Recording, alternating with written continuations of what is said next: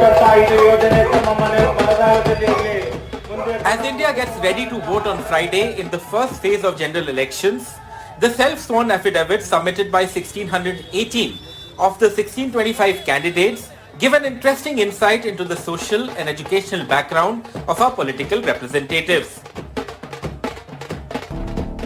639 or 39% candidates have declared their educational qualification to be up to 5th and 12th standards. 836 or 52% candidates have declared they are graduates or more. 77 candidates are diploma holders. 36 candidates have declared themselves to be just literate, while 26 candidates are unlettered.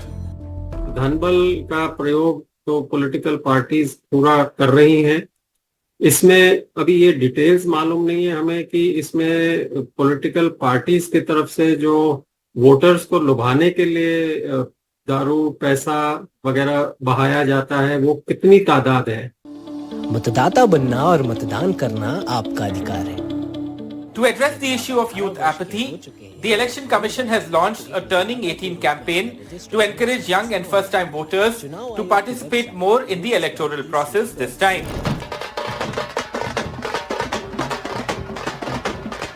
With issues related to the aspirations of the youth taking center stage of national politics in recent years, the age profile of the contesting candidates also seems to have undergone a change, with almost one-third of the contesting candidates being under 40.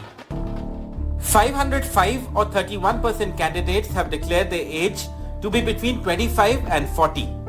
849 or 52% candidates have declared their age to be between 41 and 60.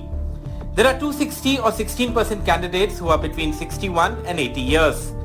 4 candidates are 80 plus.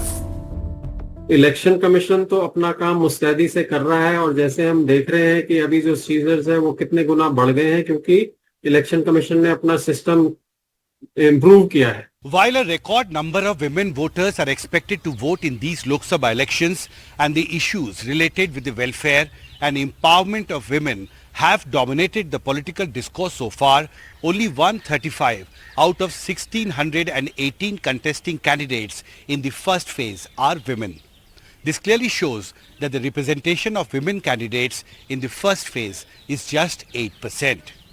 In Delhi with camera person Rohit Vishwakarma, Himanshu Shekhar for NDTV.